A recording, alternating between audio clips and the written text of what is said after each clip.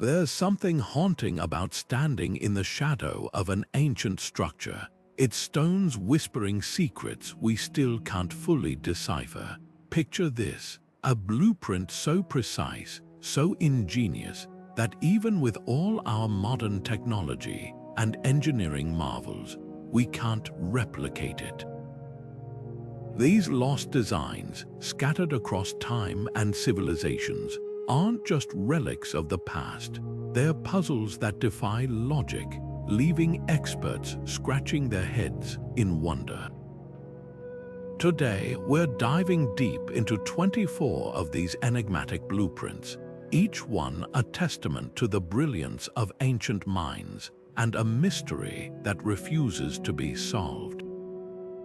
Think about the last time you marveled at a modern skyscraper or an intricate bridge, structures that push the boundaries of what we believe is possible. Now, imagine a world where those boundaries were shattered thousands of years ago without the tools or knowledge we take for granted today.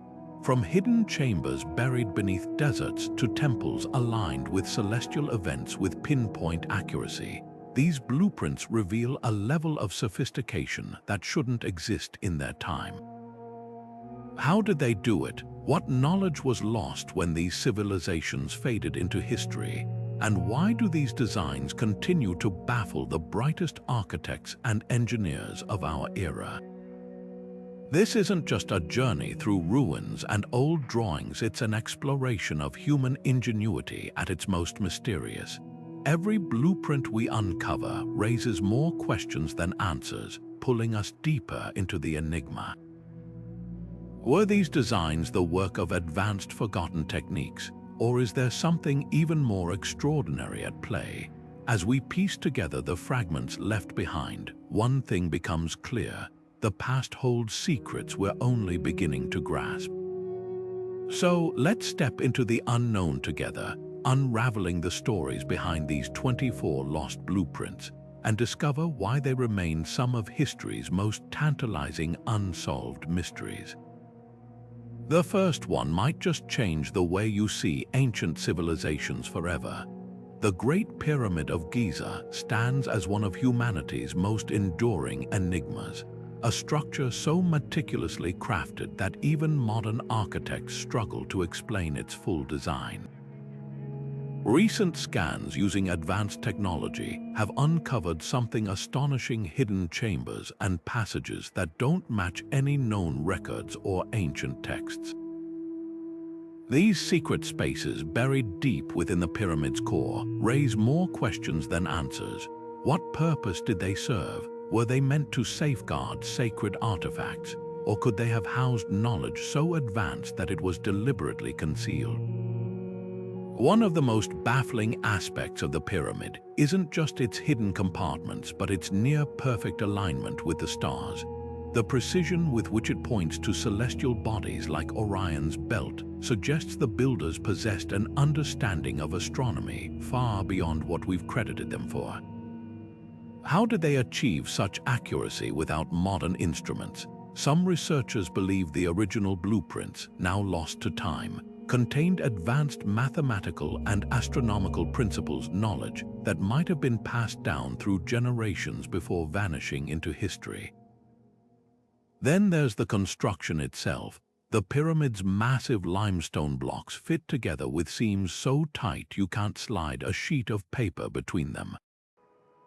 Even today, replicating such precision would require laser-guided tools. Yet, these ancient builders accomplished it without wheels, pulleys, or iron tools. Were the original blueprints far more sophisticated than we've imagined? Or did the architects have access to techniques we still haven't rediscovered? Theories abound. Some speculate these hidden chambers held energy-generating devices, while others suggest they were part of a grand spiritual design meant to guide pharaohs into the afterlife. But one thing is certain: the Great Pyramid's true blueprint remains just out of reach, teasing us with glimpses of a forgotten mastery. As we move to the next mysterious design, Keep this question in mind. What if the answers we seek aren't lost but simply waiting to be found in the next ancient puzzle?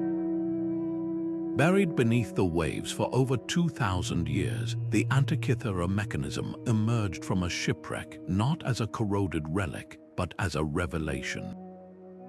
This bronze marvel, no larger than a shoebox, contains a labyrinth of interlocking gears so precise it could predict eclipses, track Olympic cycles, and chart the movements of planets centuries before telescopes or modern astronomy existed.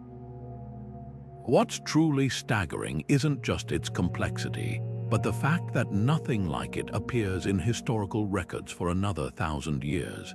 It's as if this device fell out of time itself, a single surviving whisper of a technology that should not have existed in ancient Greece. The gears, some thinner than a coin, mesh with a perfection that rivals modern clockwork. X-rays reveal inscriptions, a user manual etched in Greek, explaining celestial calculations with startling accuracy. But here's the haunting gap: no blueprints, no workshop remnants, no mentions in scrolls or texts. How could such advanced engineering leave no trace? One theory suggests it was the work of a lone genius, perhaps a follower of Archimedes, whose lost inventions were said to mimic the heavens. Others believe it was part of a larger tradition, a school of mechanics whose knowledge vanished when libraries burned or empires fell. What's even more perplexing is the device's purpose. Was it a navigational tool for sailors, a philosopher's teaching aid, or something more ceremonial? The absence of similar finds hints that this might have been a singular masterpiece, not mass-produced, and that raises a chilling possibility. What if the Antikythera Mechanism wasn't the pinnacle of their technology, but merely a fragment of what they could truly achieve? The shipwreck that preserved it may have also swallowed the answers, leaving us with a puzzle wrapped in gears and time. As we turn from the sea's secrets to the desert's mysteries, another blueprint emerges, one carved not in bronze but in stone, defying the harsh sands of history. Shifting from the depths of the ocean to the vast, sun-scorched plains of Peru, the Nazca lines stretch across the desert like a colossal canvas of riddles. These sprawling geoglyphs, some stretching over 600 feet, form razor-sharp triangles, spirals, and animal figures so precise they could only be fully appreciated from the sky, centuries before human flight existed. The sheer scale and geometric perfection of these designs suggest something extraordinary, a lost blueprint, a master plan etched into the earth itself. But without a single surviving sketch or written record, how did ancient artists achieve such flawless symmetry across miles of barren terrain? One of the most striking examples is the hummingbird glyph, its wingspan perfectly proportioned, its curves flowing as if drawn by a single, unbroken stroke. Archaeologists have found simple stakes and ropes at the site, tools that could guide small-scale designs, but scaling up to the Nazca line's monumental size without distortion defies basic logic. Modern engineers calculate that even with today's technology, replicating these patterns without aerial guidance would require near impossible precision. So how did the Nazca people accomplish it? Some theorists propose they used a grid system, mapping small-scale models onto the desert floor with ropes and markers. Others speculate they possessed an understanding of mathematics and geometry far beyond what surviving artifacts suggest. Then there's the mystery of purpose. Unlike the pyramids or the Antikythera Mechanism, the Nazca lines leave no obvious clues about their function.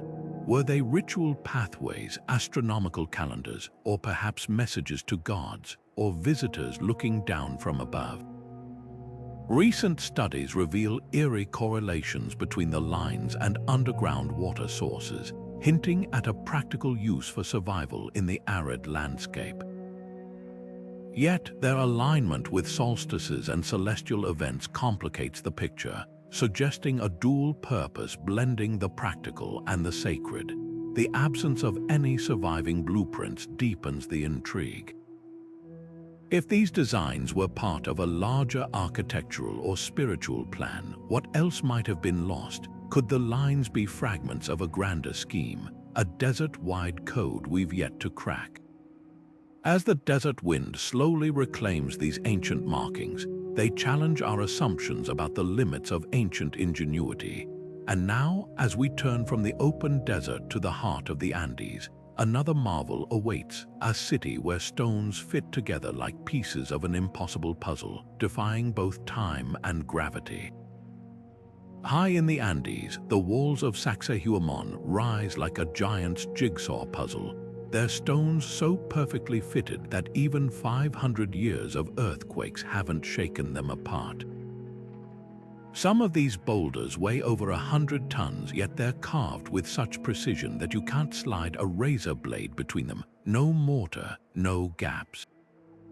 Just pure geometric mastery that makes modern stonemasons pause in disbelief. How did the Inca achieve this without iron tools, wheels, or even a written language to preserve their techniques? The answer might lie in blueprints we've yet to discover, or perhaps in a method so ingenious we've overlooked it entirely. One theory suggests the Inca used a technique called ashlar masonry, where stones are shaped by trial and error, tapped into place with softer rocks until the fit is flawless. But here's the catch. Some of these blocks have 12 or more sides, interlocking like a three-dimensional fractal. Replicating this today would require computer modeling and diamond-tipped tools. Yet, the Inca somehow managed it across entire mountainsides, as if they could see the final shape hidden within the raw stone. Then there's the mystery of transportation. These megaliths were hauled from quarries miles away, up steep slopes at altitudes that leave modern climbers breathless. Some researchers propose they used logs and ramps, while others point to legends of a plant-based liquid that softened stone, allowing it to be molded like clay. But without records or surviving tools, we're left with a haunting question. Did the Inca possess a lost technology, or simply a forgotten understanding of physics and teamwork that bordered on magic? The walls aren't just sturdy, they're alive with purpose. Their zigzag patterns mirror lightning bolts, sacred to the Inca sun god in Tai, and their angles channel seismic waves away like shock absorbers. This isn't just construction, it's architecture fused with spirituality and survival. And that raises another possibility. What if the blueprints weren't drawn on paper but passed down through oral traditions, rituals, or even encoded in the very landscape? As the sun sets over Saxehuaman, casting long shadows between those immovable stones, one truth becomes clear. This fortress isn't just a relic, it's a challenge, daring us to rethink what ancient civilizations were truly capable of. And now our journey takes us to a place where the stones don't just interlock, they float. Perched on the face of a vertical cliff in China's Hengshan Mountains, the Hanging Temple defies gravity and explanation. This 1,500-year-old marvel clings to the rock like a swallow's nest, its wooden halls and walkways suspended nearly 200 feet above the ground. What's astonishing isn't just its precarious location, but the fact that it's endured centuries of earthquakes, storms, and erosion without collapsing. Modern engineers who have studied it admit they can't fully replicate its construction without the original blueprints, which have vanished into history. So how does this architectural miracle stay intact? The secret lies in the temple's foundation, a series of oak beams drilled deep into the cliffside, their ends expanding like tree roots inside pre-carved holes.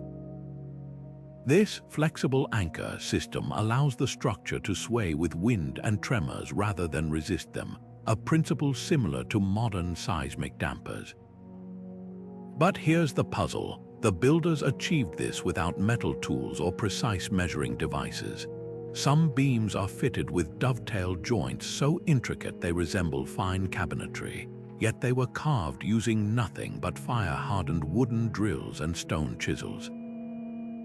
Even more baffling is how they transported materials up the cliff. Local legends speak of monks hauling supplies with hemp ropes, but scaling that height with heavy timber would challenge even today's climbers. Then there's the temple's dual purpose. It's the only known structure dedicated to Buddhism, Taoism, and Confucianism simultaneously. Its layout mirrors sacred geometry, with halls positioned to align with mountain energy lines according to ancient Feng Shui principles. Was its construction guided by spiritual insight as much as physics? Researchers have found traces of a resin coating on the beams, possibly a weatherproofing technique lost to time. The mix of honey, tung oil, and powdered limestone would have required knowledge of chemistry far ahead of its era. As mist swirls around the temple's stilts, one question lingers: were its architects merely brilliant, or did they possess a forgotten understanding of nature's forces? The cliffs guard their secrets tightly, and now, beneath the waves off Japan's coast, another mystery surfaces: a city's grid stretching into the deep, where walls meet at angles no tidal current could explain. Beneath the crystal-clear waters off Japan's Yonaguni Island, a massive stone formation rises from the ocean floor like the ruins of a forgotten metropolis. Towering terraces, sharp right angles, and staircases carved into the rock suggest something extraordinary. This isn't just a quirk of geology.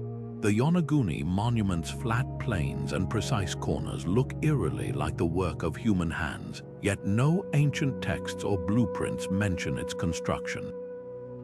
If this was once a city, who built it? And why does its design defy everything we know about the civilizations that once thrived in this region? Divers first discovered the structure in the 1980s, and ever since, experts have been locked in a fierce debate. Geologists argue that the sandstone could have fractured naturally over millennia, creating those uncanny geometric shapes, but other features are harder to dismiss. A straight 20-foot-long tunnel runs through one section, while a massive platform resembles an altar or stage, complete with what looks like a drainage channel to divert water. Even more compelling are the twin megaliths at the site center, two towering rocks placed side by side, as if positioned deliberately, their surfaces smoothed in ways that don't match typical erosion patterns. Then there's the mystery of timing. The monument now sits 80 feet underwater, but sea levels were dramatically lower 12,000 years ago during the last ice age. Could this place have been above ground when humans were still hunter-gatherers? Mainstream archaeology insists complex urban planning didn't exist that far back, yet the evidence whispers otherwise. Marine archaeologists have found tool marks on some stones, along with carvings resembling crude faces, details that don't occur in natural formations. The most haunting question isn't just whether Yonaguni is man-made, but what it might have been part of. Nearby, divers have uncovered what look like submerged roads and smaller structures, hinting at a larger, drowned cityscape. If this was a planned settlement, its blueprint would have required advanced knowledge of masonry, hydrology, and even astronomy. The monument's alignment matches celestial events like the solstices. Yet no pottery, tools, or records have been found to confirm who lived here. As waves ripple over Yonaguni's enigmatic stones, one thing is clear: whether natural or crafted by hands lost to time, this underwater puzzle challenges our understanding of history's timeline. And now, our journey takes us to a place where the impossible becomes tangible, a tower that laughs in the face of physics, standing tall despite every law that says it should crumble. The Leaning Tower of Pisa defies gravity in a way that still leaves engineers breathless, not just because of its infamous tilt, but because it shouldn't still be standing. Built on soft, shifting clay and sand, the tower began leaning before its third story was even completed. Yet, against all odds, it's endured for over 800 years. Modern scans reveal the original builders tried to compensate for the lean by subtly curving the upper floors, creating a gentle banana-like bend. But here's the real mystery. No surviving blueprints or notes explain how they planned to stabilize it. Were these documents lost to time, or did the medieval architects rely on sheer instinct, adjusting their design on the fly like a high-stakes game of Jenga?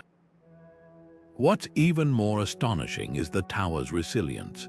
Earthquakes have rocked the region for centuries, yet the tower's flexible foundation, a mix of limestone and hollow masonry, absorbs shocks like a natural suspension system.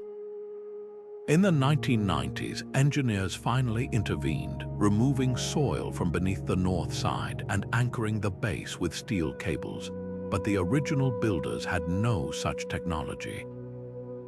Some historians speculate they used weighted counterbalances, secretly embedded in the walls, while others believe the tower's very imperfection, its slight curvature, distributes stress in ways modern physics struggles to model. Then there's the question of intent. Was the lean accidental or part of a daring architectural statement? Medieval Pisa was a maritime powerhouse, its skyline crowded with towers built to flaunt wealth and skill. A perfectly upright tower would have been impressive, but one that teetered dramatically yet refused to fall. That was a spectacle no rival city could replicate. The absence of blueprints fuels the intrigue. If they existed, did they account for the lean, or were they idealized versions of a structure that reality warped into something unexpected? As the tower's shadow stretches across Pisa Day Miracoli, it whispers a tantalizing truth. Sometimes, the greatest engineering feats aren't just about precision, but about adapting to the chaos of the imperfect world. And now, another marvel awaits, one where sound bends to the will of stone, and whispers travel farther than shouts.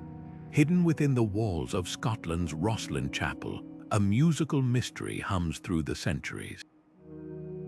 Carved into its arches and pillars are 113 stone cubes, each adorned with unique geometric patterns. For years, they were dismissed as decorative flourishes, until a musicologist noticed something extraordinary. When mapped onto musical staves, the patterns translate into precise harmonic sequences, a frozen symphony etched into the chapel's very bones. But without a single surviving manuscript or sketch, how did 15th century stonemasons encode such complex melodies? And why the acoustics of the chapel deepen the enigma, stand in the right spot, and a whisper at one end of the nave can be heard clearly at the other, as if the walls themselves carry the sound. Modern architects have tried to replicate this effect, but Roslyn's blend of sandstone density, vault angles, and even the placement of its stained glass creates a resonance that defies easy calculation. Some believe the chapel was designed as a giant instrument, its pillars vibrating at specific frequencies during choral performances. Others speculate the cubes hold a larger secret, a lost musical notation system, or even alchemical formulas disguised as art. What's undeniable is the precision. The cube's patterns align with medieval Chladni figures, a method of visualizing sound waves using sand on metal plates, a technique not formally documented until the 18th century. Did the builders stumble upon this physics accidentally, or were they privy to knowledge that later vanished? The chapel's founder, William Sinclair, was rumored to have ties to the Knights Templar, a group shrouded in whispers of esoteric wisdom. Were these stones their final cipher, waiting centuries for the right minds to listen? As the chapel's echoes fade into silence, they leave behind a challenge, to hear not just the music, but the minds that imagined it.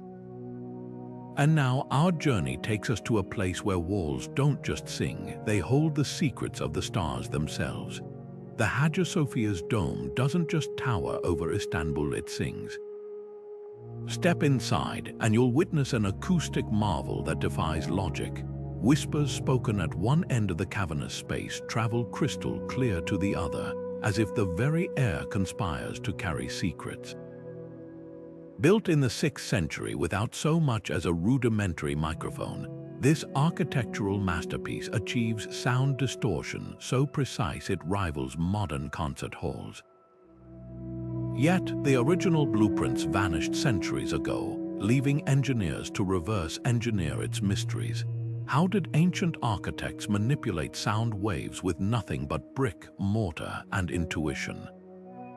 The secret lies in the dome's curvature, a perfect hemisphere that disperses sound evenly, eliminating echoes while amplifying soft tones. But it's not just the shape, the materials play a crucial role.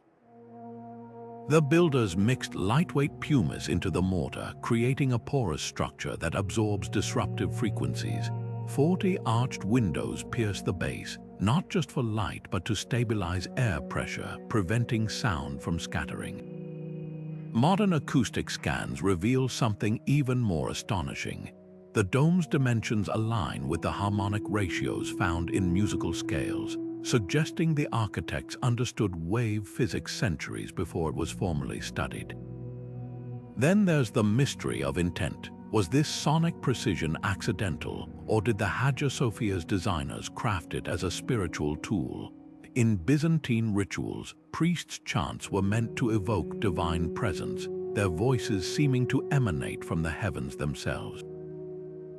Some scholars believe the acoustics were calibrated to enhance specific Gregorian frequencies, creating an immersive experience for worshippers. Others point to the building's transition from church to mosque, its sound dynamics adapted seamlessly to the call to prayer, as if the very stones remembered their purpose. The loss of its blueprints is a haunting gap. Were they destroyed in fires or wars, or do they still lie hidden in some forgotten archive? Modern attempts to replicate the Hagia Sophia's acoustics fall short, missing subtle nuances like the way its marble floors reflect sound upward. It's a reminder that some ancient knowledge wasn't just written down, it was felt, a craft passed hand to hand, now silent as the whispers in its dome. And now, from a structure that defies sound, we turn to one that defies gravity, a bridge so light it seems to float, yet strong enough to outlast empires. Stretching across a dry riverbed in Greece, the Architec Bridge stands as a silent sentinel of Mycenaean engineering, a structure so robust it's carried chariots, armies, and centuries of footsteps without a single drop of mortar holding it together. Built over 3,000 years ago, this humble stone arch defies time with a design so efficient that modern civil engineers still marvel at its precision. The secret, a keystone technique so advanced, it wouldn't be widely understood again until the Roman era.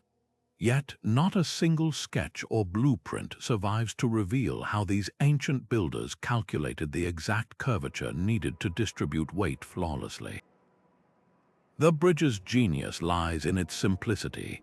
Each limestone block is slightly wedge-shaped, pressing inward against its neighbors, creating a self-supporting arc that grows stronger under pressure. Modern simulations show that the angle of the arch, just under 45 degrees, optimizes load-bearing capacity, dispersing force evenly along the curve. But here's the puzzle. Without mathematical treatises or written records, how did the Mycenaeans nail this formula? Some theorists suggest they used ropes and weighted pendulums to model stress points, while others believe they refined their designs through trial and error, observing which structures collapsed and which endured. Even more baffling is the bridge's endurance. Unlike modern constructions that require constant maintenance, Architec has shrugged off earthquakes, floods, and wars.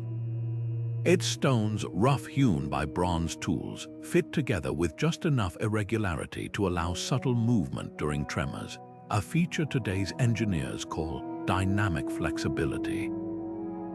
Did the builders intend this, or was it a happy accident? The absence of blueprints leaves us guessing. As we turn from this ancient thoroughfare, another mystery emerges from the dust, one that doesn't curve like an arch, but stretches in straight lines as precise as a modern motherboard.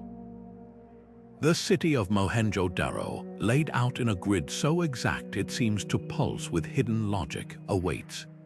Buried beneath the sands of modern-day Pakistan, the ruins of Mohenjo-Daro reveal a city so meticulously planned it could rival any modern metropolis. Its streets run straight as arrows, intersecting at perfect right angles to form blocks uniform in size, a level of urban precision unseen again until the Roman era. But here's what stumps archaeologists: not a single ruler's palace, grand temple, or central monument disrupts this symmetry. Instead, every neighborhood mirrors the next, with identical brick houses, communal wells, and even standardized drain covers. This isn't just a city, it's a masterclass in egalitarian design, a blueprint for a society that valued order over hierarchy. Yet, without any surviving plans or records, how did the Indus Valley civilization achieve such flawless execution 4,000 years ago? The drainage system alone is a marvel that humbles modern engineers. Every street features covered sewers with gradient calculations so precise that waste flowed effortlessly downhill, while individual homes had chutes connecting to this network centuries before the Romans built their famed aqueducts. Even more astonishing are the soak pits found beneath many houses, filled with sand and charcoal to filter wastewater naturally. These weren't accidental innovations. They point to a centralized vision, a grand design applied citywide. But who were the architects? Unlike Egypt or Mesopotamia, the Indus Valley left no boastful king's inscriptions or temple carvings taking credit. The absence of blueprints suggests this knowledge was so ingrained, so universally understood, that no one bothered to write it down.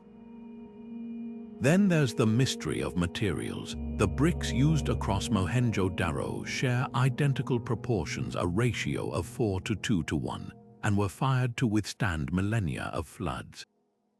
Recent studies reveal they contain traces of crushed pottery, a recycling technique that strengthened their structure.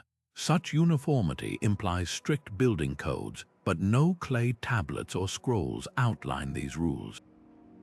Were they passed down orally, or etched onto perishable materials like wood or cloth that crumbled to dust?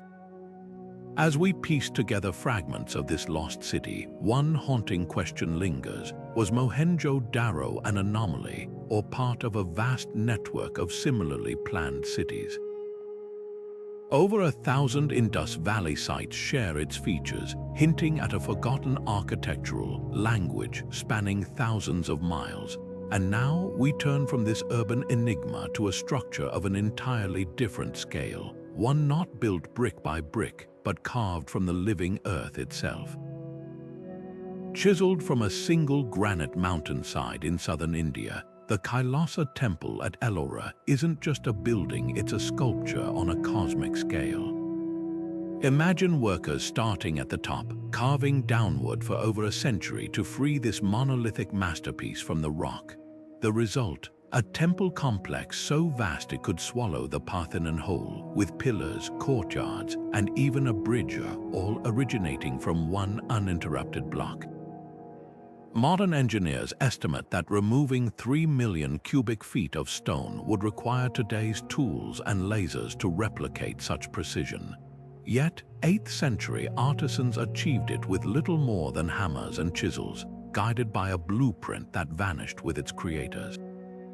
The temple's layout mirrors Mount Kailash, the Himalayan abode of the god Shiva, but its true brilliance lies in the negative space. Sculptors didn't just carve statues, they hollowed out entire chambers by chiseling narrow tunnels first, then expanding outward, a technique akin to Michelangelo's, releasing the figure from the marble. One misstep and the entire structure could have collapsed. How did they visualize the final form within the raw stone? Local legends speak of a single master architect who received the design in a dream, but the truth may be even more remarkable. Faint markings found on nearby cliffs suggest scaled models were etched into rock faces first, functioning as giant blueprints. Even more baffling are the temple's acoustics. Certain corridors amplified chanting at specific frequencies, while others dampened sound completely, an effect achieved by varying ceiling heights and pillar placements with millimeter precision. Recent laser scans revealed hidden channels that may have carried ritual water flows, suggesting hydraulic engineering knowledge lost for centuries. Was Kailasa merely a place of worship, or a multidimensional machine blending art, science, and spirituality? As the setting sun paints the temple's intricate carvings in gold, one truth becomes undeniable. Some blueprints weren't drawn on parchment, but etched into the minds of those who dared to think in stone. And now our journey takes us to a place where the stones themselves seem to whisper secrets, a labyrinth where walls breathe, and shadows hold the key to an ancient code. The Kailasa temple rises from the earth like a mirage, a mountain turned inside out by human hands. Imagine standing at the cliff's edge 1,500 years ago, watching as artisans dangled from ropes, chiseling downward into solid basalt, removing an estimated 200,000 tons of rock grain by grain.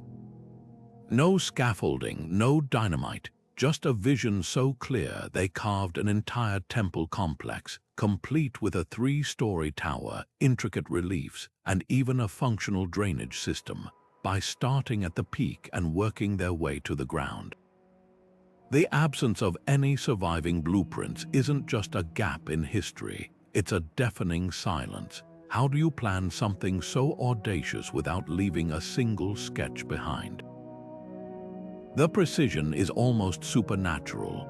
Pillars stand perfectly spaced to align with celestial events, their shadows tracing solstice markers etched into the temple floor. Sculptors left mistake stones, small, uncarved ledges strategically placed to bear weight during construction, then shaved them away as the final act. Modern engineers call this counterbalancing, a technique used in skyscraper construction today. Yet here, it was executed with nothing but bronze chisels and an intimate understanding of stress points. Even more perplexing is the temple's symmetry. Without mirrors or projection tools, how did artisans ensure every dancing figure on the northern wall mirrored its counterpart on the south? Some researchers suggest they used water-filled trenches as primitive levels, while others point to faint grid marks still visible on unfinished sections, ghostly traces of a planning system lost to time. Then there's the question of time. Conservative estimates suggest the temple took a century to complete, but recent studies of tool marks reveal something startling. The chisel strokes show no variation in depth or angle across decades of work, as if executed by a single, unchanging hand. Could a master architect have trained generations of workers to mimic his technique perfectly? Or does this consistency hint at a forgotten technology, perhaps a guiding template or mechanical aid that vanished with the civilization itself? Local texts mention a mythical, stone-softening elixir, but science offers a subtler clue. The basalt contains natural quartz veins, which may have been exploited to split rock along precise fractures with heat and water. As the last rays of sunlight catch the temple's towering shikara, another mystery emerges from the shadows. Among the carvings of gods and goddesses, one panel stands apart, a depiction of what looks eerily like a construction crane, its wooden arms lifting a block into place. Is this merely symbolic, or a fleeting glimpse of the very machines that built this wonder? The temple guards its secrets fiercely, but now our journey takes us to a place where the stones themselves seem alive, a fortress where the walls don't just stand, they pulse with an otherworldly light. Rising from the jungles of Sri Lanka like a forgotten crown, Sigiriya's mirror wall gleams with an impossible perfection. This ancient fortress, built atop a 200-meter-high rock column, boasts a polished plaster surface so flawless it once reflected passing clouds like liquid mercury, a feat that would challenge modern craftsmen with laser levels and industrial abrasives.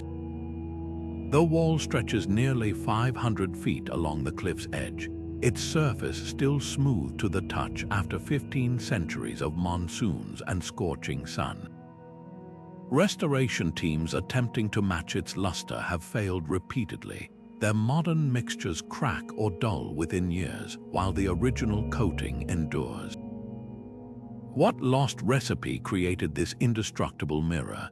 The secret lies in the wall's layered construction, a meticulous sandwich of egg whites, lime plaster, and crushed seashells applied in whisper-thin coats over years of patient labor. Microscopic analysis reveals tiny quartz crystals aligned uniformly across the surface, acting as natural polishing agents. But here's the enigma. Achieving such alignment would require precise troweling techniques and drying conditions that even contemporary materials science struggles to replicate without computerized controls. Local legends speak of a paste made from wild honey and orchid nectar that gave the plaster its self-healing properties, while historians note that Sigiriya's builders may have borrowed glassmaking techniques from Silk Road traders, yet no trade records or workshop remnants have ever surfaced. Even more perplexing is the wall's purpose. Far from mere decoration, its curvature creates optical illusions. Distant landscapes appear magnified when viewed from specific vantage points along the fortress's processional walkway. Some archaeologists believe it functioned as a giant surveying tool, allowing rulers to monitor their kingdom's borders without leaving the palace. Others point to faint traces of mercury found in the plaster, suggesting the wall may have served as an ancient weather station, its reflective surface capturing subtle changes in atmospheric pressure. The missing blueprints haunt conservators. Modern attempts to repair damaged sections stand out like scars, their textures glaringly mismatched. Perhaps the original architects never wrote down their methods, passing them instead through a master-apprentice tradition severed when Sigiriya was abandoned. Or maybe the answers lie buried somewhere in the fortress's still unexplored underground chambers, waiting for the right explorer to uncover them. As we leave this shimmering enigma behind, another celestial puzzle calls, a city where streets align not with compass points, but with the cosmos itself. Teotihuacan stretches across the Mexican highlands like a frozen echo of the cosmos itself. This ancient city, built over 2,000 years ago, doesn't just follow the lay of the land, it mirrors the heavens with uncanny precision. The Avenue of the Dead, its central spine, runs 15 degrees east of true north, aligning perfectly with the Pleiades star cluster as it would have appeared at the city's zenith. But it's not just one celestial marker. The entire urban grid seems to chart the solar system's proportions. The pyramid of the sun's base spans roughly the same ratio to the pyramid of the moon as Earth's diameter does to Mars. How could a civilization without telescopes or written records encode such cosmic mathematics into stone? The absence of blueprints is agonizing. Modern laser scans reveal subtle inclines and offsets in the pyramid's construction, adjustments that compensate for atmospheric refraction, allowing solstice sunrises to strike specific temple doorways with theatrical precision. These aren't happy accidents, they're proof of intentional design. Yet no diagrams, no star charts, no builder's notes survive to explain how the Teotihuacanos achieved this. Some researchers believe their knowledge was embedded in oral traditions or ritual dances, a living blueprint passed through generations. Others point to the city's mysterious abandonment around the 6th century. Did the keepers of this celestial wisdom vanish before they could transmit it? Even more puzzling are the city's hidden tunnels. Recent excavations beneath the Pyramid of the Feathered Serpent uncovered a labyrinthine passage filled with liquid mercury and powdered pyrite, materials that would have shimmered like the night sky under torchlight. Was this a physical model of the Milky Way, a teaching tool for initiates?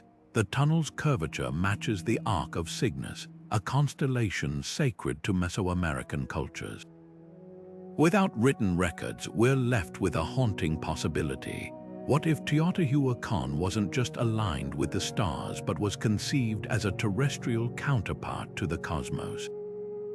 As the desert wind whispers through these empty avenues, another tragedy looms, one that consumed not just blueprints, but an entire archive of ancient wisdom. The Great Library of Alexandria, its halls once brimming with scrolls detailing lost engineering marvels, fell to flames that may have erased secrets we'll never recover. The flames that consumed the Library of Alexandria didn't just burn parchment, they erased entire civilizations from memory. Imagine walking its halls at the height of its glory, shelves groaning under the weight of over 500,000 scrolls, each containing knowledge painstakingly gathered from across the ancient world. Among them, historians believe, were architectural treatises so advanced they could have rewritten our understanding of engineering. The loss is almost too vast to comprehend, like losing every textbook, every blueprint, every scientific discovery of the last 5 centuries in a single night. But here's the haunting question. What exactly went up in smoke? Rumors persist of scrolls detailing the construction of the pharaoh's lighthouse, that towering wonder whose mirror could supposedly focus sunlight into a beam visible 30 miles out to sea. Ancient texts mention its designer, Sostratus of Cnidus, leaving behind meticulous notes on how the structure's hollow chambers amplified light, a principle modern fiber optics would rediscover millennia later.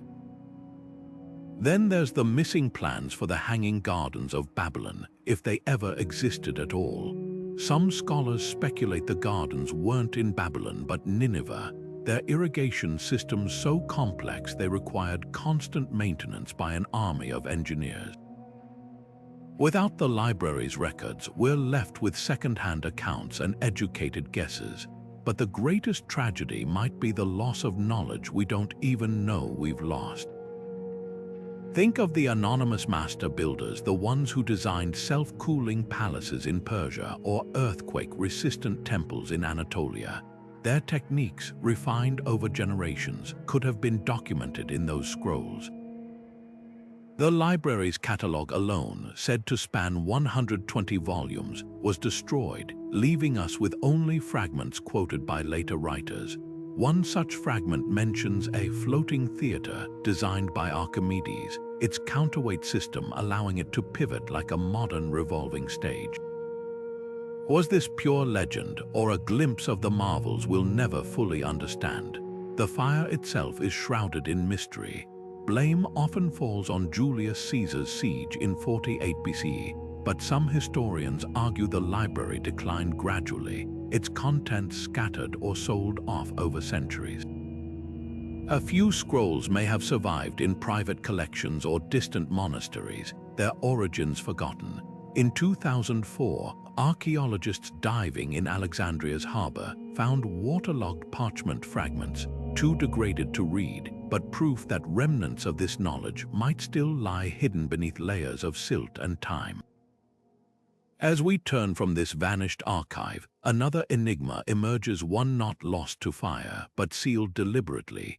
In the heart of China's Shaanxi province, a tomb lies untouched for over 2 millennia, its secrets guarded by an army of terracotta warriors and something far more ominous, rivers of liquid mercury, described in ancient texts as flowing like the Yellow River.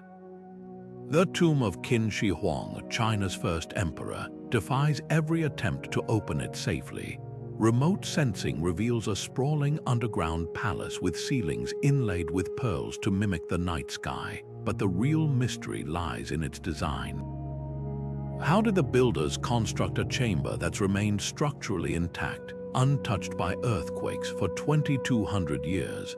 Unlike Alexandria's ashes, this blueprint isn't lost, it's locked away, waiting for technology to catch up to ancient ingenuity. Perhaps one day we'll peer inside without disturbing its deadly mercury moat. Until then, it stands as a reminder that some secrets aren't stolen by time, they're kept. Buried beneath a grassy mound in China's Shaanxi province lies one of history's most tantalizing sealed vaults, the tomb of Qin Shi Huang, first emperor of a unified China. While the famous terracotta warriors stand guard above ground, the real mystery pulses beneath their feet. Ancient texts describe an underground palace threaded with rivers of shimmering mercury, meant to mirror the emperor's earthly realm for eternity. Modern scientific surveys confirm startlingly high mercury concentrations in the soil, but the tomb itself remains untouched, its entrance barred not just by time, but by what historians believe could be an intricate system of deadly booby traps. The original blueprints for this necropolis were said to be sealed inside with the emperor himself, written on silk scrolls that would have disintegrated centuries ago. Yet remote sensing technology reveals glimpses of what awaits, a sprawling network of chambers arranged like a celestial map, with ceilings inlaid with pearls to mimic constellations and miniature bronze mountains casting shadows across mercury lakes. The precision of this subterranean world defies logic. Hydraulic systems that may still pump liquid metal through the tunnels, crossbow triggers set to fire at intruders after 2,000 years of waiting. Even more astonishing, the entire complex appears to have been designed as a self-sustaining ecosystem, with soil samples indicating ancient attempts to purify air and regulate humidity, techniques modern preservationists are only now rediscovering. What truly chills archaeologists isn't the potential treasure, but the lost engineering knowledge.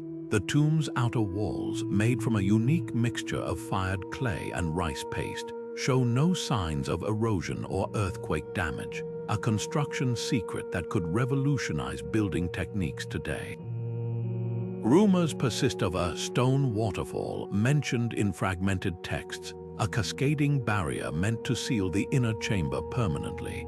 If true, this would imply the Qin dynasty mastered counterweight mechanisms and hydraulic pressure on a scale unmatched until the Industrial Revolution. As we turn from this sealed enigma, another marvel emerges, one built not over decades but in a single day. According to legend, the ancient Indian city of Ramagrama rose complete with palaces, temples, and irrigation systems between sunrise and sunset, commissioned by a king to fulfill a divine prophecy. While historians debate whether this was literal truth or poetic exaggeration, satellite imaging reveals grid-like foundations matching descriptions from ancient texts. Perhaps the real blueprint wasn't drawn on parchment, but woven into oral traditions that turned collective labor into something miraculous. High in the rugged mountains of Ethiopia, the stone churches of Lalibela cling to legend as fiercely as they cling to the earth. According to local tradition, these 11 medieval marvels weren't carved by human hands over decades. They were shaped in a single miraculous night by an army of angels. While historians attribute their construction to King Lalibela's reign in the 12th century, the absence of any surviving blueprints or tool marks fuels the mystery. How did workers chisel these towering structures, some 3 stories high, directly into volcanic rock with such precision that even the doorframes align perfectly with celestial events? The most striking of these churches, Bet Georgis, forms a perfect cross when viewed from above, its roof lying flush with the ground like a hidden treasure. To create it, builders would have had to carve downward, removing an estimated 40,000 cubic feet of stone while maintaining flawless proportions, all without the benefit of modern surveying tools. The walls, polished to a mirror-like finish, slope inward at an angle that prevents rainwater from eroding the delicate carvings inside, But here's what baffles engineers. The churches are connected by a network of underground tunnels and trenches, some stretching over half a mile, all excavated simultaneously. Traditional methods would require decades of coordinated labor, yet local chronicles insist the complex was completed in just 24 years. Some scholars propose that angels were actually skilled artisans from Alexandria or Jerusalem, recruited by King Lalibela after his pilgrimage to the Holy Land. Others point to the church's alignment with star patterns visible only during certain seasons, suggesting celestial navigation guided the work. The most compelling clue lies hidden in plain sight, small, symmetrical holes dotting the ceilings of several chapels. These weren't decorative, they functioned as ancient plumb bobs, allowing builders to drop weighted strings and verify vertical alignment as they carved deeper. Yet the greatest enigma isn't how they were built, but why they remain standing. Unlike most rock-hewn structures, Lalibela's churches have withstood 8 centuries of earthquakes thanks to a clever design choice. The builders left strategic pillars of untouched stone within the walls, acting as natural shock absorbers. Modern seismic scans reveal these hidden supports follow fracture lines in the bedrock, proving the architects understood geology on an intuitive level. As the scent of incense drifts through Bet Mariam's candlelit passageways, one truth becomes clear: whether by divine intervention or human genius, Lalibela's blueprint wasn't drawn on parchment, but etched into the very soul of the landscape. And now, beneath the jungles of Guatemala, another duality awaits: a pyramid that hides its twin like a whisper beneath the earth. Deep in the heart of Tikal, the temple of the Great Jaguar rises above the rainforest canopy, its 9-stepped platforms a testament to Mayan astronomical mastery. But in 1965, archaeologists made a spine-tingling discovery. This iconic pyramid isn't one structure, but 2. Buried within its core lies an entirely earlier pyramid, perfectly preserved like a Russian nesting doll of stone. The outer temple was built around it without dismantling the original, a feat that required mathematical precision to balance the weight distribution. No surviving Mayan codex or mural depicts this architectural doubling, leaving modern engineers to wonder: was this a practical solution or something far more symbolic? The hidden inner pyramid, dubbed 5-0 Great after its discovery date, reveals clues the Mayans may have wanted to conceal. Its staircases align with Venus's 8-year cycle rather than the solar calendar used in the outer temple, suggesting a shift in religious or political power. Even stranger, the mortar between its stones contains traces of bark from the sacred ceiba tree, a material never found in later Mayan constructions. Some researchers believe the outer pyramid acted as a time capsule, sealing away an older cosmological belief system. Others argue it was pure necessity. The original structure may have been damaged by earthquakes, and enveloping it was quicker than rebuilding. LiDAR scans reveal the complexity of this architectural sleight of hand. The builders hollowed out chambers between the 2 pyramids to prevent collapse, then filled them with loose rubble to absorb seismic shocks, a technique still used in modern skyscrapers. But the most haunting detail, the inner pyramid summit, now encased in stone, was once adorned with a stucco mask of the sun god Qin Shi Huang. By entombing it, the Mayans may have performed the ultimate act of architectural transfiguration, turning one god's house into another's without a single stone out of place. As howler monkeys call across Tikal's emerald canopy, the twin pyramids stand as silent witnesses to a truth every archaeologist knows. Sometimes the greatest blueprints aren't just lost, they're deliberately buried. Rising from the sands of Dosha, the bent pyramid stands as one of Egypt's most perplexing architectural anomalies. Its smooth limestone casing takes a dramatic turn midway up, literally. The lower half climbs at a steep 54-degree angle, then abruptly shifts to a gentler 43 degrees, creating a visible bend that defies the classic pyramid silhouette. For years, experts dismissed this as a structural miscalculation, a near-catastrophic correction made when the builders realized their design was unstable. But recent scans tell a different story, one that suggests this odd shape might have been the plan all along. Laser surveys reveal something astonishing. The pyramid's internal chambers are aligned with uncanny precision to celestial events, but only if you account for both angles. The lower section's steep slope frames the winter solstice sunrise, while the upper slope captures the summer solstice sunset. This duality hints at a deeper symbolic meaning, perhaps representing the union of earthly and heavenly realms. Even more compelling are the hidden passages discovered in 2019. Unlike the straight shafts of the Great Pyramid, these corridors twist and turn, mirroring the pyramid's exterior shift.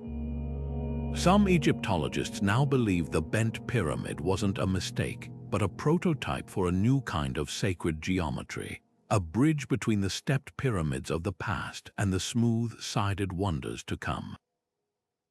The missing blueprints leave us guessing. Was this a transitional design, testing the limits of stone compression before attempting the perfect angles of the Red Pyramid next door? Or did it serve a ritual purpose, its bent axis reflecting the zigzag path of the sun god Ra through the underworld? The pyramid's outer casing stones, still largely intact, show no signs of stress or settling, evidence that the builders knew exactly what they were doing. As the desert wind howls around this architectural riddle, another enigma calls from beneath the waves. Far from Egypt's sands, a city's silhouette flickers in the depths of the Mediterranean, its streets and columns preserved not by dry air but by saltwater's embrace. The legend of Atlantis may be fantasy, but Pavloptri, a real sunken city off Greece's coast, holds blueprints that could rewrite history. For over 2,000 years, Plato's description of Atlantis has haunted explorers and scholars alike, a city of concentric rings, its canals and temples gleaming with a splendor that rivaled the gods themselves. According to his dialogues, this utopian civilization boasted a grand capital built on alternating circles of land and water, connected by bridges and tunnels, with a central acropolis housing a temple clad entirely in orichalcum, a mysterious metal that shone like fire. But here's the catch: no ruins, no artifacts, no tangible traces of this marvel have ever been found. So, were these blueprints real, or merely a philosopher's allegory for the perils of hubris? The absence of physical evidence hasn't stopped theories from flourishing. Some researchers point to the Minoan civilization on Santorini, whose advanced architecture and sudden destruction by volcanic eruption mirror Plato's tale.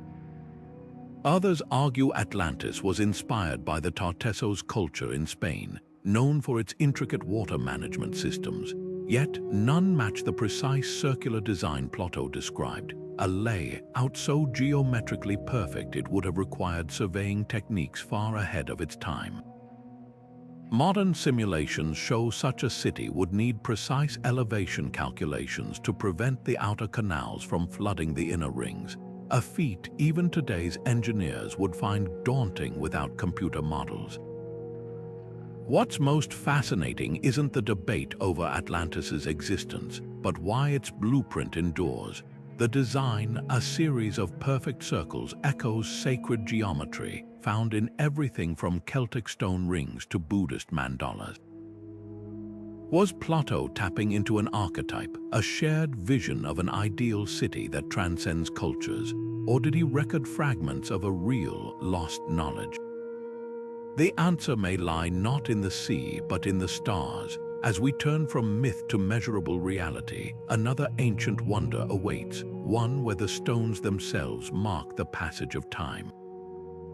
High in the Andes, the Temple of the Sun at Machu Picchu captures the solstice sunrise with a precision that blurs the line between architecture and astronomy. Tucked into the rolling green hills of Ireland's Boyne Valley, Newgrange isn't just a tomb, it's a Stone Age timekeeper, a 5,000-year-old alarm clock set to the rhythm of the cosmos. As winter solstice dawn breaks, something magical happens. A narrow beam of sunlight slips through a perfectly aligned slit above the entrance, creeping down a 60-foot passageway to illuminate the inner chamber for exactly 17 minutes. This isn't random chance, it's precision engineering on a scale that would challenge modern architects armed with laser levels and GPS coordinates. Yet no sketches, no star charts, no Neolithic blueprints survive to reveal how Bronze Age builders calculated this celestial alignment with such jaw-dropping accuracy. The mechanics of this light box are deceptively simple yet mind-bendingly complex.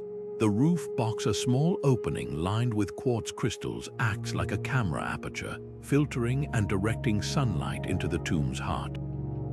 But here's the catch: the passage isn't straight. It curves slightly upward, compensating for the sun's low winter angle to ensure the light reaches the back wall. Modern 3D modeling shows that even a 1-degree miscalculation in the passage slope would throw the entire system off, leaving the chamber in eternal darkness. So how did they get it right? Some researchers point to carved spirals on nearby standing stones, suggesting they functioned as primitive star maps. Others believe the builders used water-filled trenches as reflecting pools to chart the sun's path. What's even more astonishing is the scale of their ambition. Newgrange predates Stonehenge by 1,000 years and the Great Pyramids by 6 centuries, making it the world's oldest known astronomical observatory. The mound itself is a feat of engineering, layered with watertight clay and stone to prevent internal condensation from fogging up their solstice spectacle.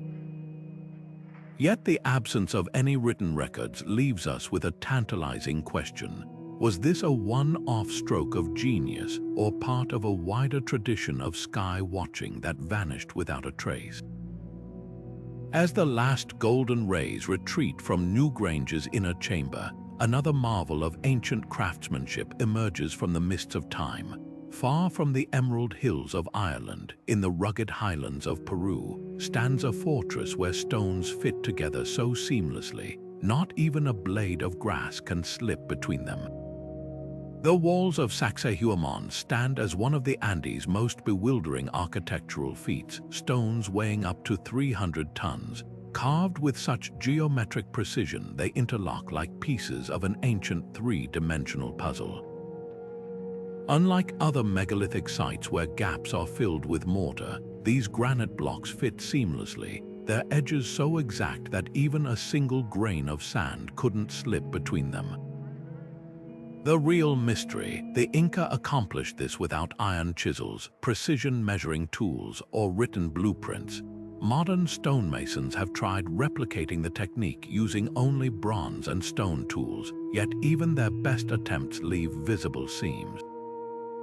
So how did the Inca achieve this perfection? One theory points to an almost meditative process of trial and error.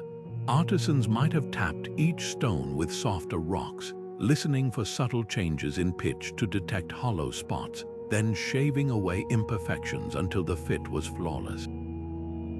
Another possibility lies in the stones themselves. Geologists note that the granite contains natural quartz veins, which could have been exploited to split blocks along precise fracture lines using heat and water. But the most tantalizing clue comes from a Spanish chronicler's account of a mysterious plant the Inca called Cuero, a vine whose sap supposedly softened stone like clay. While no such plant has been identified, chemists have found traces of organic acids on some stones, hinting at a lost technique for temporary stone softening. Beyond the how, there's the why. These walls weren't just functional, they were spiritual. The zigzag patterns mirror the lightning bolts of Inti, the sun god, and the masonry's flexibility allows the walls to dance during earthquakes rather than crumble. Recent laser scans revealed something even more astonishing. The blocks aren't just tightly fitted, their interfaces are slightly convex, creating microscopic suspension points that absorb seismic energy. This level of seismic engineering wouldn't be rediscovered until the 20th century, yet the absence of blueprints lingers like a ghost. Were these techniques passed down through oral traditions, or did the Inca inherit knowledge from an even older civilization? As the morning light climbs these indomitable walls, another enigma whispers from beneath the desert, a city swallowed by sand, its grid lines still crisp after millennia. Far from the Andes, in the heart of the Sahara, the ruins of Garama wait. Buried beneath Libya's dunes, the fortress city of Garama rises from the sands like a mirage, its mud brick walls defying 1,200 years of scorching winds. What's astonishing isn't just its survival, but its design, a labyrinth of underground tunnels stretching over 4 miles, complete with ventilation shafts and hidden reservoirs.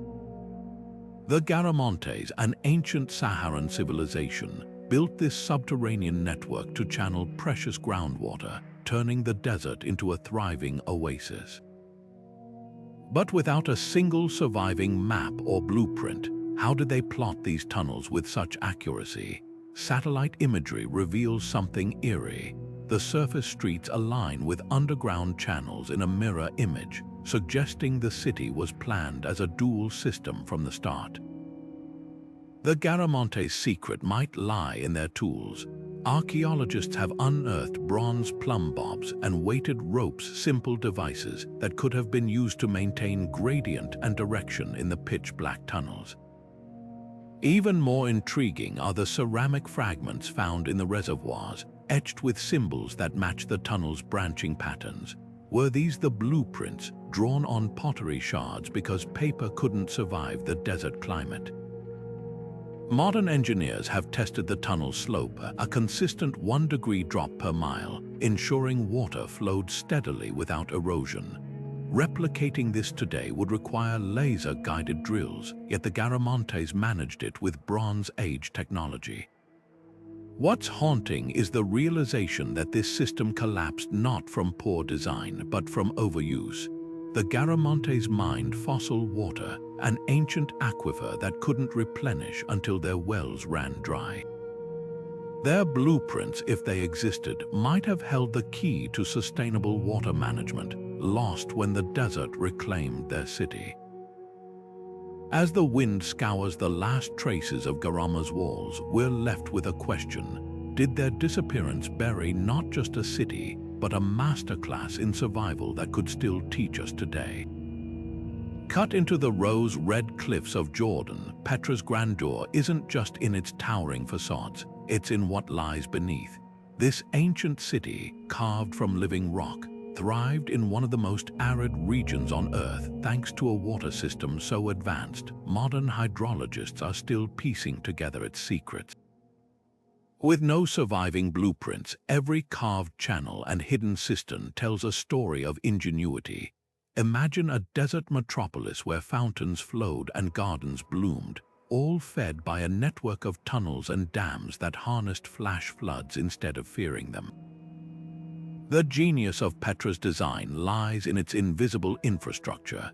Engineers carved over 200 cisterns into the cliffs, some large enough to hold 40,000 gallons of water, all fed by a series of ceramic pipes and gravity-driven channels. These weren't just storage tanks, they were part of a calculated distribution system. The Nabateans, Petra's builders, mastered the art of capturing rare desert rains, channeling torrents through narrow canyons into silt traps that filtered debris before water reached the city. But here's what stumps researchers: the system's precision. LiDAR scans reveal feeder channels with gradients as slight as 1 degree, ensuring steady flow without erosion. Without written plans, how did they calculate these angles across miles of rugged terrain? Even more astonishing are the flood controls. Petra sits in a wadi, a dry riverbed prone to violent surges during storms. Instead of resisting these forces, the Nabateans redirected them.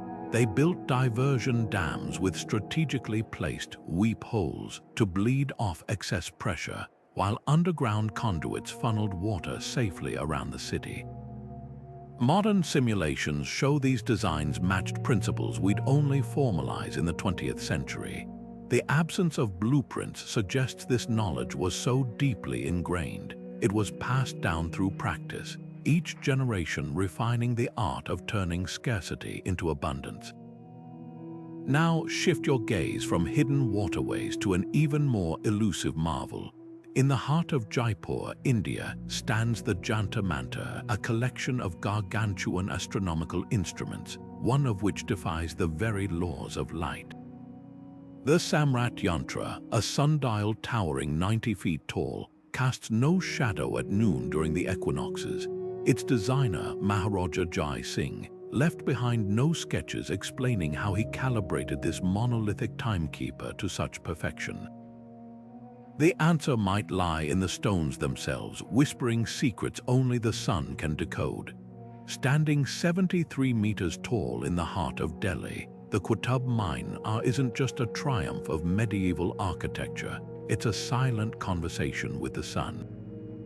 At precisely noon during the summer solstice, something extraordinary happens. The tower's shadow vanishes completely, as if the structure has momentarily stepped out of time.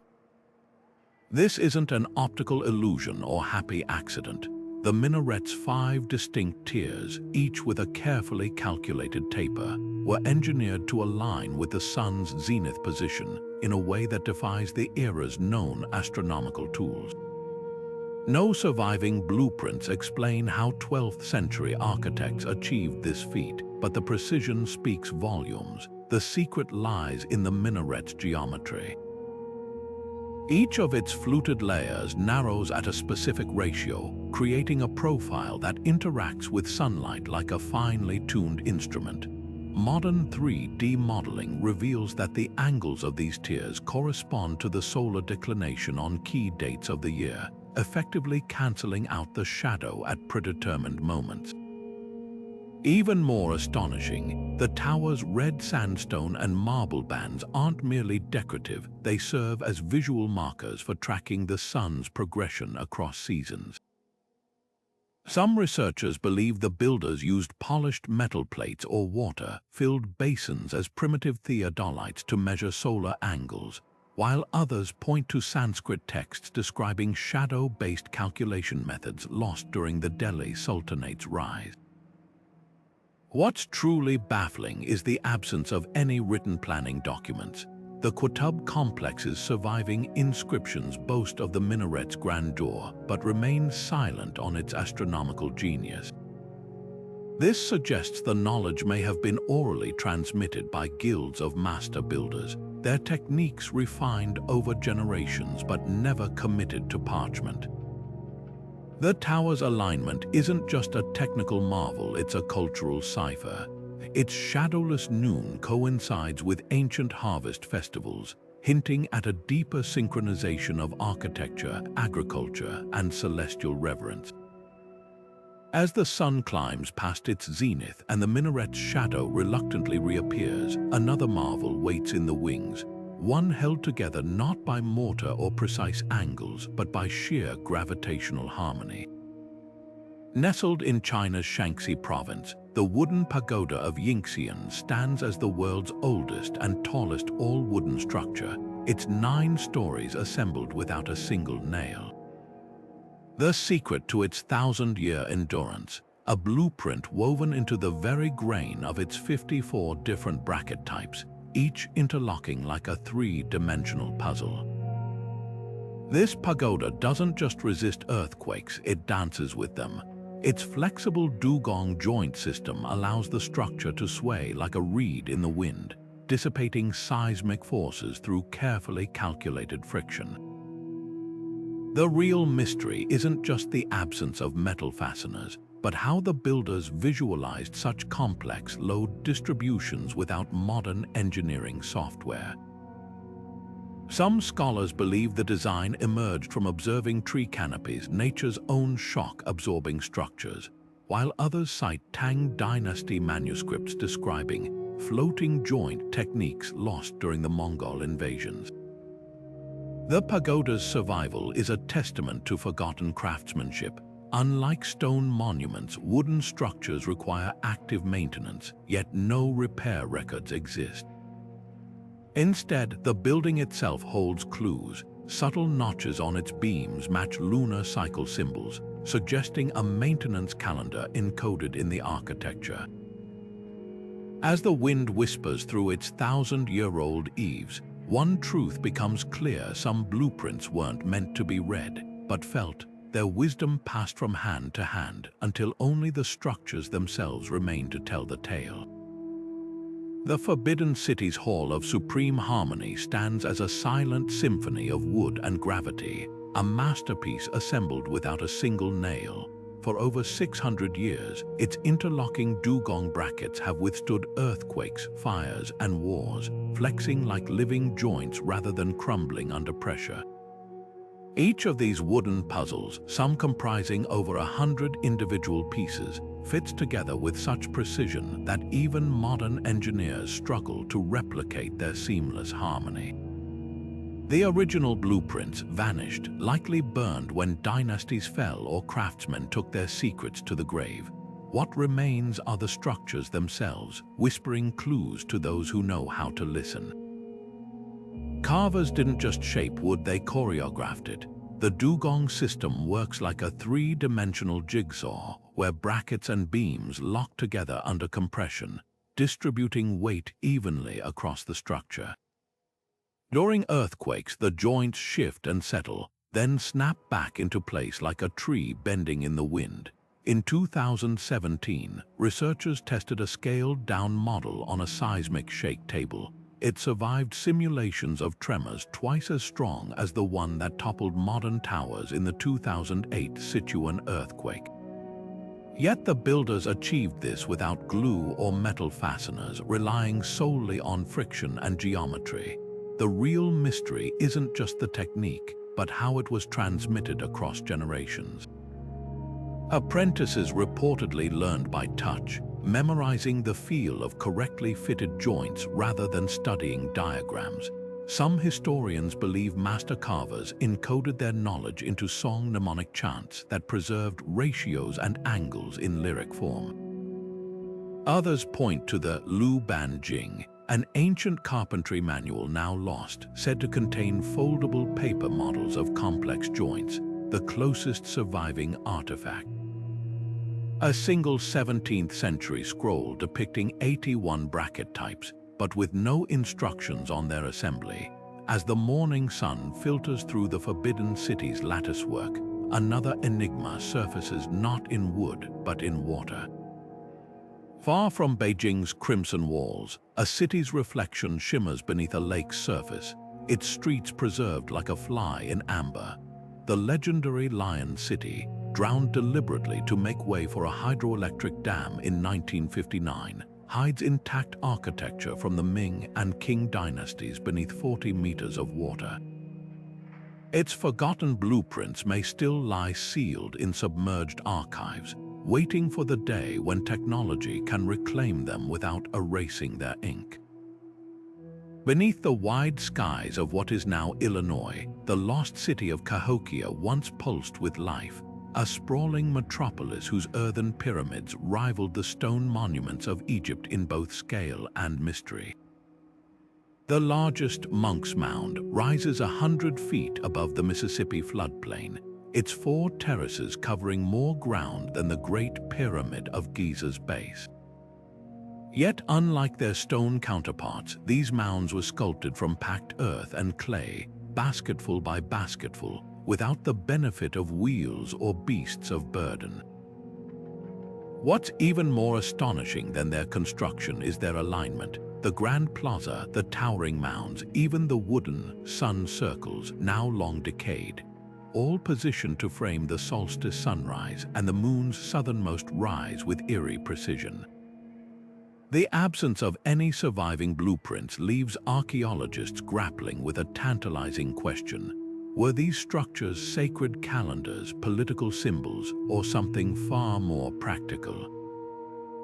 Some researchers point to the way the mounds channel rainwater into intricate drainage systems, suggesting they doubled as flood control for the city's 20,000 residents. Others note how the central plaza's acoustics amplify a speaker's voice, hinting at gatherings where leaders addressed crowds without modern amplification. But the most compelling clues lie in the stars. Excavations reveal posts arranged in circular patterns, an ancient wood henge that functioned like a celestial clock, its shadows marking planting seasons and ceremonial dates. Modern reconstructions show these alignments aren't approximate. They're mathematically exact, requiring generations of sky watchers to refine their measurements. What truly haunts historians isn't just the loss of Cahokia's blueprints, but the loss of its purpose. By the time European settlers arrived, the city had been abandoned for centuries, its builders leaving no written records, only whispers in the soil. Recent LiDAR scans reveal something startling. The mounds aren't isolated features, but part of a vast, interconnected grid that once stretched across the riverbanks, with causeways linking neighborhoods in a design as deliberate as any modern city plan. Was this a theocratic capital, an early experiment in urban democracy, or a pilgrimage site where earth and sky converged? The answers may lie in the very materials the Cahokians used: clay that holds fingerprints, post holes that trace vanished walls, and layers of soil that remember the weight of footsteps. As we reflect on these 24 lost blueprints, from the celestial cities of the Americas to the floating temples of the East, one truth emerges: the past isn't just a collection of ruins, but a conversation. Each structure, whether etched in stone or molded from earth, speaks of minds that saw beyond their time, architects who mapped the heavens in pyramids, encoded music in stone, and turned rivers into clocks. Their blueprints may have crumbled, but their questions endure, not just how they built, but why. And in that space between mystery and understanding, history keeps its most enduring lessons. The next time you walk beneath a skyscraper or cross a bridge, remember, somewhere in the shadows of forgotten cities, another civilization's wonders wait to be rediscovered, whispering across the centuries that ingenuity knows no era.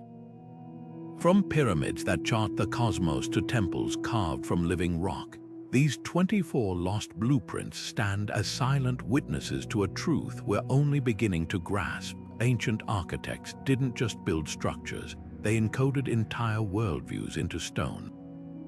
The absence of their plans isn't merely a historical gap, it's a humbling reminder of how much we've yet to learn. Consider this: the Great Pyramid's celestial alignments, the Nazca Line's desert-spanning precision, the Hanging Temple's gravity-defying balance.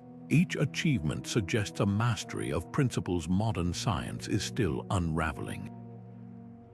Were these designs lost to war or disaster, or were they deliberately safeguarded, hidden away like sacred texts meant only for initiated eyes? The more we uncover, the clearer it becomes that these blueprints weren't just technical guides, they were living knowledge, passed down through hands and rituals rather than parchment.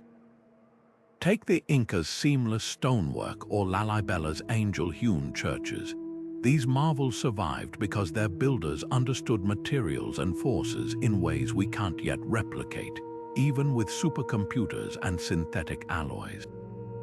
It's as if their greatest secrets weren't in the structures themselves, but in the minds that conceived them, minds trained to see the world as an interconnected system of energy, geometry, and time. Yet hope isn't lost. Every year, new technologies, LiDAR scans, AI-assisted decryption, even quantum imaging, offer fresh glimpses into these enigmas. The recent discovery of hidden chambers in the Bent Pyramid or the underwater mapping of Pavlovtry proves that the past still has cards to play.